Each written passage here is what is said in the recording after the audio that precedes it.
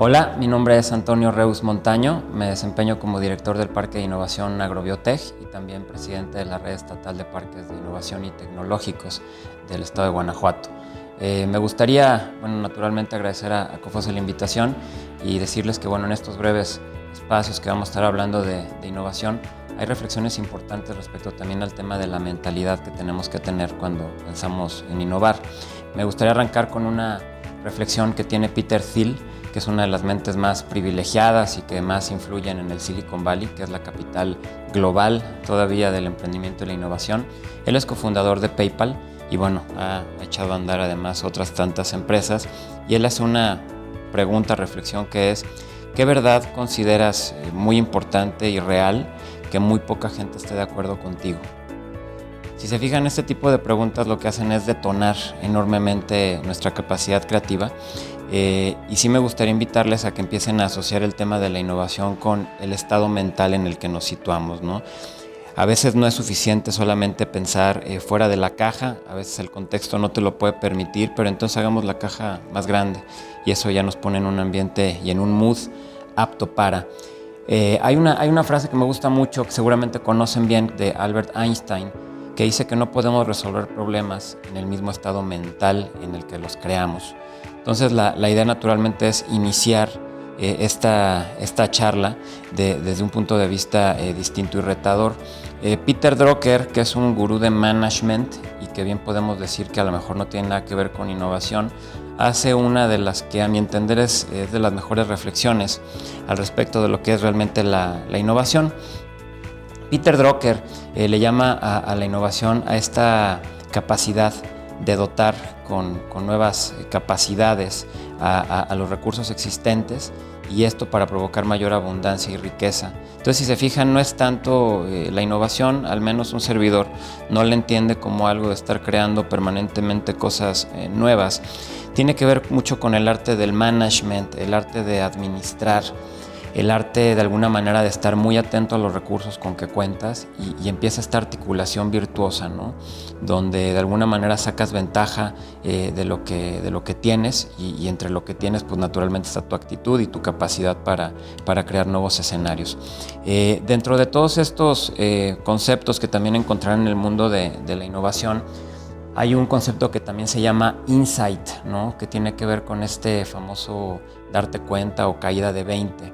En el insight también es una invitación a que nos demos cuenta, que ya van varias veces que nos damos cuenta, en sentido que tú estás pasando por la vida y empiezas a detectar algunas áreas de oportunidad o patrones.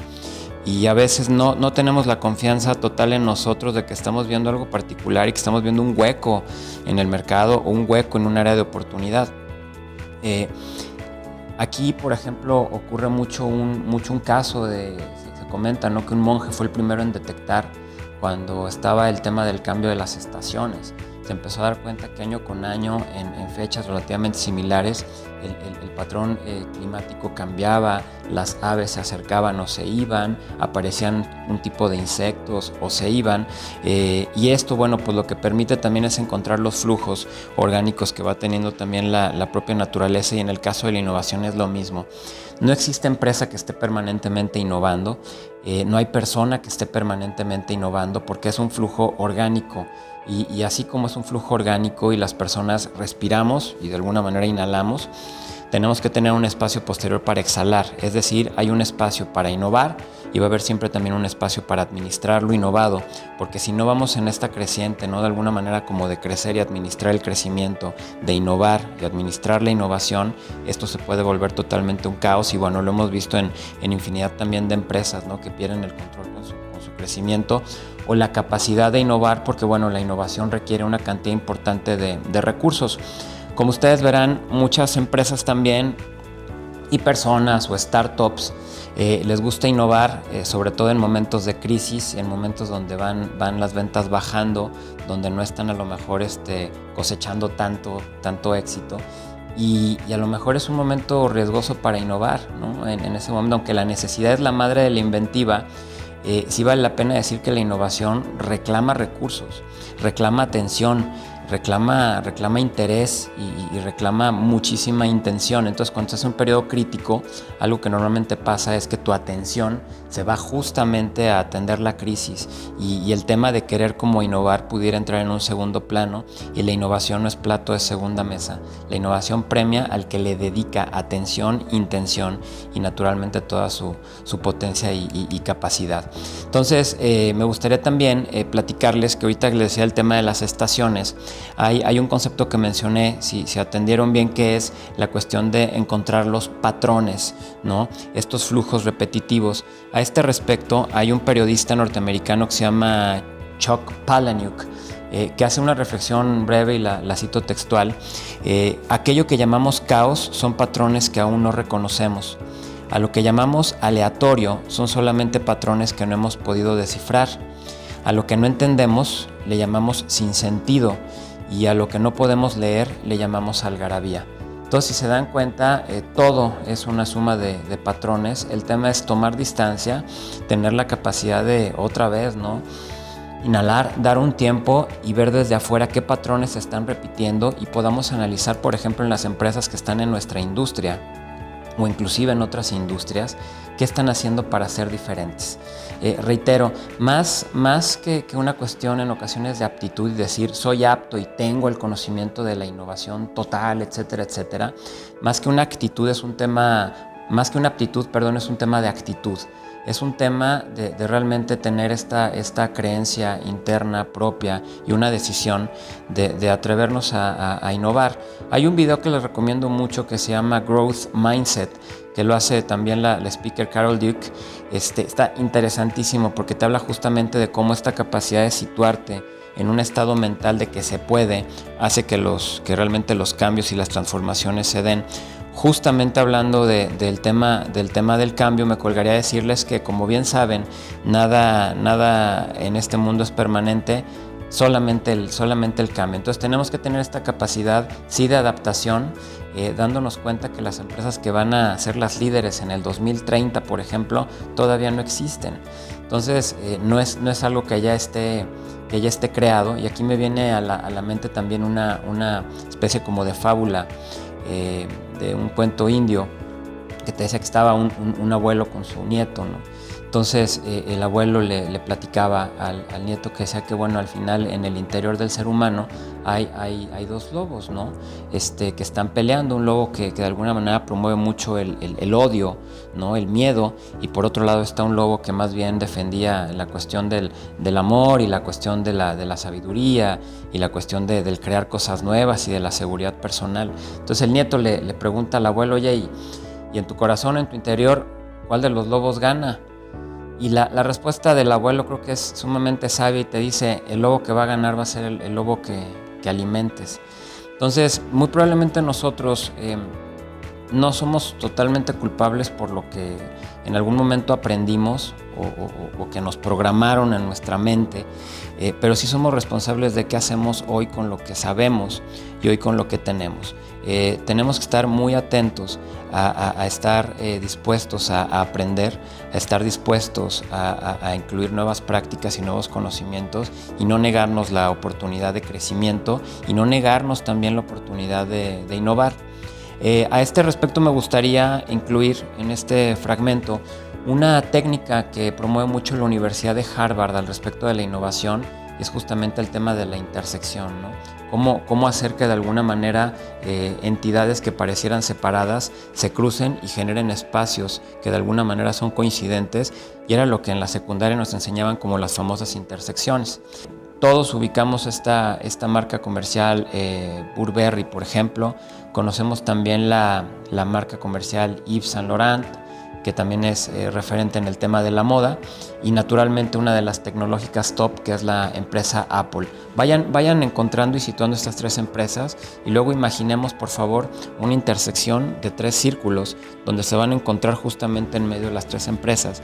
Y aquí les haría la pregunta: ¿en dónde convergen y en dónde se encuentran? Bueno, ocurre que más o menos en el año 2013 va como tal Mr. Tim Cook, actual CEO de Apple, y viaja a Inglaterra a platicar con Hannah Arendt, que a ese entonces era la mujer mejor pagada de Reino Unido y todavía la CEO de justamente Burberry. Tiene un currículum impresionante, ella dirigiendo empresas de alta moda, y le invita a comer, y en la comida literalmente le dicen, oye, ¿quieres seguir metiéndole tu tiempo al tema aquí de la moda, etcétera? O me acompañas a transformar también el planeta y el mundo de la tecnología. Literalmente la invitación que le hace Tim Cook a Angela Arendt es para que se integre como la vicepresidenta global de retail y venta también en línea. Aquí donde entra también Yves Saint Laurent es que Paul Deneuve, que también era en su momento el CEO de este corporativo de moda, también es invitado a que se integre al holding, ¿no? al board de Apple, como también vicepresidente de proyectos especiales. ¿Qué ocurre con esto? Bueno, pues Angela Arendt genera una revolución en Apple, porque lo que eran las tiendas naturales de una empresa tecnológica y el acomodo y anaqueles y eso, dan un giro impresionante a boutiques tecnológicas. Si se fijan, literalmente hay una fusión de industrias, hay una fusión de conocimientos y una integración en el modelo de intersección. Hoy hablamos de tecnología usable, hoy usamos y todos tenemos estos gadgets, ¿no? Empezando, por ejemplo, esta tecnología de los Google Glasses, son artículos, son accesorios, los relojes inteligentes son accesorios, lo que viene con el tema de las bolsas para las damas, lo que viene en el tema de la propia ropa inteligente. Analicen ustedes cómo estos patrones se amarran al momento que ustedes ven que el vicepresidente global de marketing de Apple es una persona que estudió ciencias biológicas en el Boston College, ¿no? Entonces empiezas a ver este cruce de patrones, y por eso la invitación a que nos juntemos con personas que tienen un background diferente al nuestro, personas que piensan no necesariamente igual que nosotros, que tienen antecedentes de formación, antecedentes históricos. Hace poco en un viaje promovido por el gobierno de Guanajuato a Silicon Valley nos toca conocer al director, por ejemplo, de comercialización tecnológica de uno de los corporativos de investigación más importantes en Estados Unidos, y es un tipo que se dedica a vender tecnología, a generar transferencia tecnológica. Y al final de la charla yo le preguntaba a qué se dedicaba, ¿no? Porque su lenguaje era muy amigable, era una persona que generaba una empatía ganadora, y él me dijo, mira, yo lo que soy un historiador, ¿no? Yo estudié historia. Entonces te das cuenta que no estás condenado por lo que estudiaste, más bien tu condena estaría por lo que dejas de aprender. Entonces la primera reflexión que yo haría es que recordáramos que las personas hoy en día seguimos considerando que somos contratados o que somos invitados a participar en proyectos por lo que sabemos, y más bien somos invitados y somos incorporados a proyectos por la capacidad que tenemos para aprender. Debemos de recordar que los viejos conocimientos no tienen cabida necesariamente en los que van a ser las nuevas empresas y los nuevos retos. En una segunda reflexión de esta charla les compartiría el poder que tiene y la importancia que tiene como tal el intento, el trabajar duro, el trabajar de manera ardua cuando quieres provocar innovación y quieres tener resultados. Y aquí les voy a compartir algunas cifras muy específicas, ¿no? La Orquesta Filarmónica de Londres hizo de alguna manera un listado de las 50 obras o piezas maestras de la música clásica en la historia de la humanidad. De estas 50 ubica las siguientes cantidades, ¿no?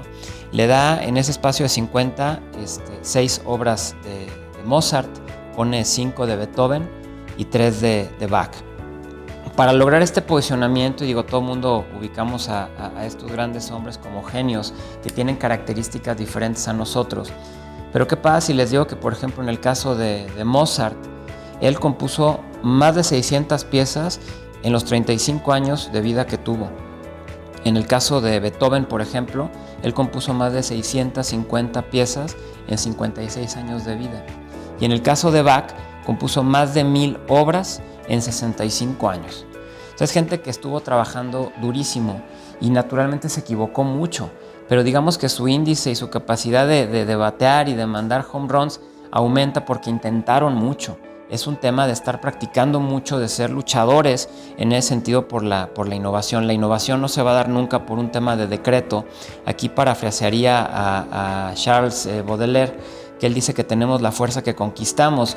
Yo también les invitaría a pensar en que tenemos la innovación que conquistamos día con día. Otro ejemplo sería el caso, por ejemplo, de Pablo Picasso, que tiene 91 años de vida, pero en esos 91 años de vida este glorioso español, creó 1,800 pinturas, 1,200 esculturas, 2,800 cerámicas, y esto sin contar los tapices, las impresiones y las alfombras que también creó. Entonces, naturalmente, de todo este arsenal, de toda esta creación que él hizo, pues naturalmente algo bien iba a salir, ¿no? Entonces fue un tipo que intentó de manera continua. Sí les invitaría pues a también tener muy en mente que hoy en día las famosas mejores prácticas nos pueden estar llevando a los peores finales. Hoy los caminos inciertos, todos los caminos nuevos tienen una promesa, que es encontrar cosas que no han sido encontradas, y hay oportunidades enormes. En una charla que me permitió Mr. Tom Kelly, que es de los famosos Kelly Brothers, del despacho IDEO en Estados Unidos, que son, digamos, la casa del diseño para muchos, y que han sido aliados de Apple, de una cantidad importante de empresas top, me compartió una frase, se la cito textual también, que es: el inescapable vínculo entre la falla y la innovación es una lección que solo puedes aprender mientras lo haces. Entonces la innovación no va a ser algo que llegue y que baje, ¿no? Y que de alguna manera aparezca por un tema de que le invocaste y rogaste para.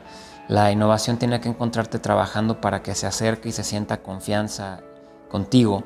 Y recordemos también que en los tiempos actuales, cuando una buena idea, una buena intención encuentra su tiempo en la humanidad, no hay nada que lo detenga. Si no estamos arriesgando aún más. Entonces, importante a invitarlos a meternos en temas que no conocemos, sentarnos a la mesa con personas que no conocemos, hablar de temas que no conocemos para empezarlos a conocer. Estemos dispuestos a involucrarnos en retos cada vez más grandes, porque es lo que nos va a permitir crecer. Y si nosotros decimos que no podemos innovar y que no somos innovadores, estamos determinando nuestra propia realidad y futuro. En dado caso, digamos, a lo mejor no he sido innovador hasta el día de hoy, y eso permite que el día de mañana pueda ser el inicio de una vida de innovación. A sus órdenes, un gusto colaborar con esta iniciativa ganadora de COFOSI del gobierno de Guanajuato, y estamos también para servirles en temas de innovación en Parque de Innovación Agrobiotech. Un gusto compartir.